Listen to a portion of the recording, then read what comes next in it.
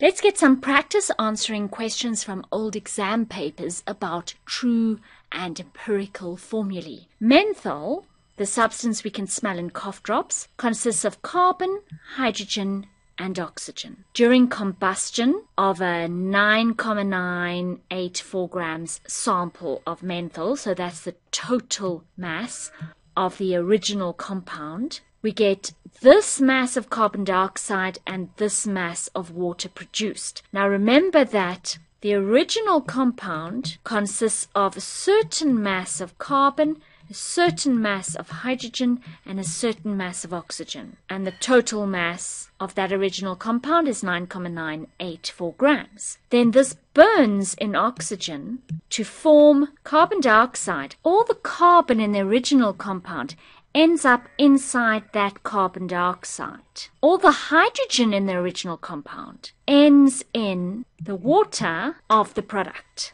So these are the products. But not all the oxygen in the products came from the original compound. Some came from the air. Now, to get the empirical or the true formulae, molecular formulae, we need to convert this mass ratio here, which we don't know yet, but we need to find this mass ratio, and then we need to convert that mass ratio into a particle ratio. So the first step is to find the mass ratio. So we need to calculate the mass of the carbon inside the carbon dioxide. How many grams of carbon are in 28,16 grams of carbon dioxide?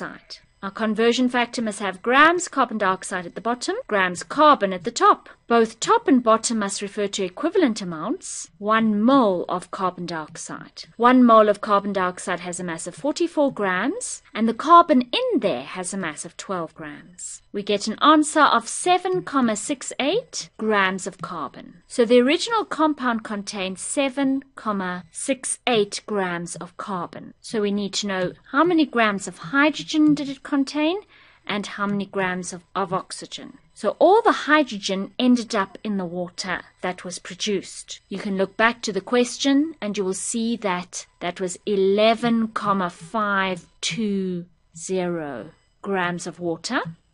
And we need to know how much of that mass was made of hydrogen atoms. So we multiply by a conversion factor with grams of water at the bottom and grams of hydrogen at the top, knowing that top and bottom are both referring to 1 mole of water molecules. The whole mole has a mass of 18 grams.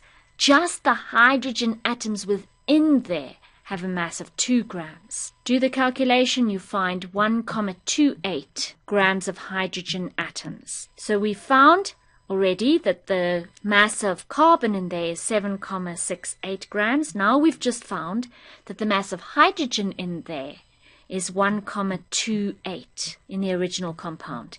And the original compound has a mass, the total mass, of 9,984 grams. So the remainder must be oxygen. That's how we find the mass of oxygen in the original compound. We cannot just find it from how much oxygen was in carbon dioxide and how much in water, because some of that oxygen came from outside, not from the original compound, came from the air. So we can't use the same method for finding the mass of oxygen as what we used for finding the mass of carbon and hydrogen. So we simply get the difference between the total mass and the mass of those substances we already know, the hydrogen and the carbon.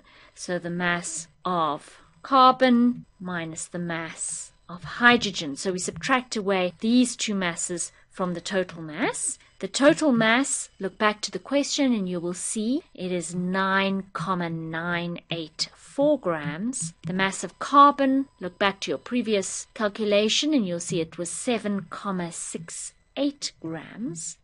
And here we have the mass of hydrogen on the same page, so that's easy, 1,28 grams. Do the calculation, you find it's 1,02 grams of oxygen atoms. So why did we do all this? We now have the mass ratio of the component elements, but that isn't where we have to stop. We still have to now get the particle ratio to get the empirical formula. So we know that the elements inside menthol are carbon, hydrogen, and oxygen, and their mass ratio is what we've just calculated, 7,68 grams of carbon, for every 1,28 grams of hydrogen and 1,02 grams of oxygen. We convert this into a mole ratio. How many moles of carbon do you have when you have 7,68 grams of carbon? We use the molar mass of carbon, 12 grams of carbon for every mole, as our conversion factor, 0,64 moles of carbon. How many moles of hydrogen atoms in 1,28 grams of hydrogen? And we know that 1 mole of hydrogen has a mass of 1 gram. So it's very easy. We have 1,28 moles of hydrogen when we have 1,28 grams of hydrogen. Atoms, that is, not molecules. How many moles of oxygen atoms do we have? In 1,02 grams of oxygen atoms. 1 mole of oxygen atoms has a mass of 16 grams. Notice how the grams are cancelling away. In all cases, 0,064 moles of oxygen atoms. So here we have a mole ratio, but it's not in a nice format. We need to divide through by the smallest number so that at least one of the numbers is 1. We simplify. The smallest number is this one, 0,064. 0,64 divided by 0,064 is 10. 1,28 divided by 0,064 is 20. And 0,064 divided by itself is obviously 1. And we don't need to multiply because by simplifying, by getting one of the numbers to be 1, all the other numbers happen in this case to be whole numbers. So that gives us our empirical formula, C10H20O1. We don't write that 1.